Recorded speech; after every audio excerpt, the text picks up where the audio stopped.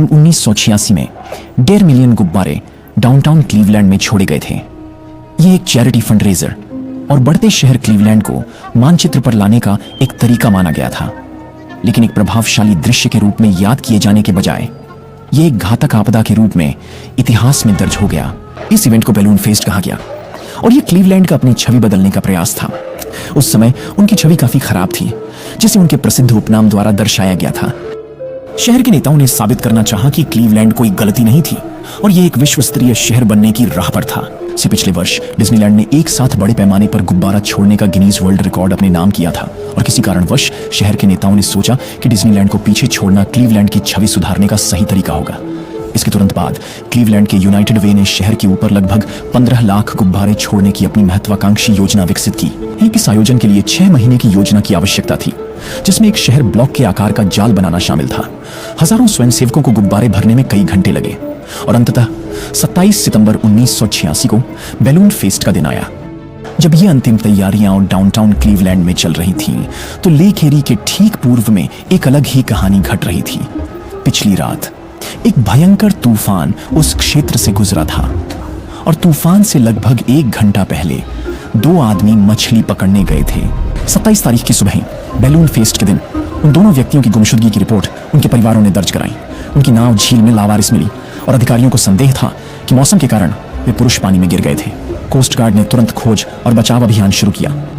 इस बीच क्लीवलैंड के public square में गुब्बारों की उड़ान को देखने के लिए 1 लाख से अधिक लोग इकट्ठा हुए थे। आयोजक खुश थे कि कल रात का तूफान समय पर साफ हो गया था ताकि कार्यक्रम आगे बढ़ सके, लेकिन जैसे जैसे दिन बीतता गया मौसम फिर से खराब होने लगा।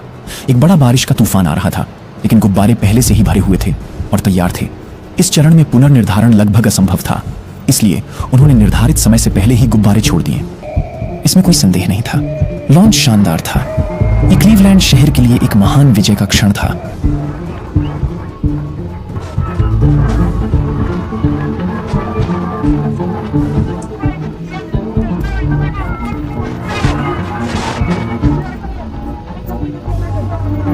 लेकिन दुर्भाग्यवश विजय का यह क्षण अधिक समय तक नहीं टिक पाया। उम्मीद थी कि हीलियम से भरे गुब्बारे कुछ समय तक तैरने के बाद धीरे धीरे फुस होकर एक एक कर पृथ्वी पर लौट आएंगे, लेकिन ऐसा नहीं हुआ और हवा बस इतनी बदल गई है कि गुब्बारे अब तेजी से उड़ रहे हैं। ठंडी हवा और आने वाली बारिश ने तुरंत ही अभी तक फूले हुए गुब्बारों को, जो लाखों की संख्या में थे, बड़ी संख्या में नीचे जमीन की ओर धकेल दिया। नतीजा था भारी अराजकता।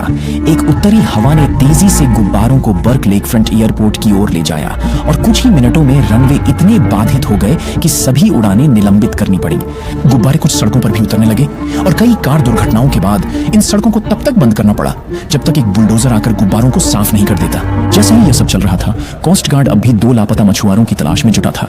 विडंबना यह है कि आज ये बड़ा गुब्बारा लॉन्च होने से उनकी खोज इतनी कठिन हो गई है। गुब्बारे बड़ी मात्रा में लेक एरी पर उतर गए थे। 60% गुब्बारे यहाँ उतरे, जबकि नियोजित 10% थे। ये सुई को घास के ढेर में खोजने जैसा है।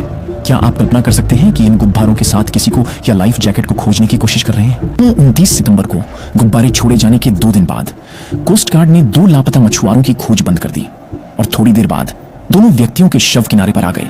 बैलून फेस्ट को Guinness book of world records के 1988 संस्करण में प्रस्तुत किया गया था। हालांकि यह इकलौता संस्करण था जिसमें इसे शामिल किया गया था और उसके कुछ समय बाद गिनीज ने गुब्बारे छोड़ने की श्रेणी को पूरी तरह से समाप्त कर दिया।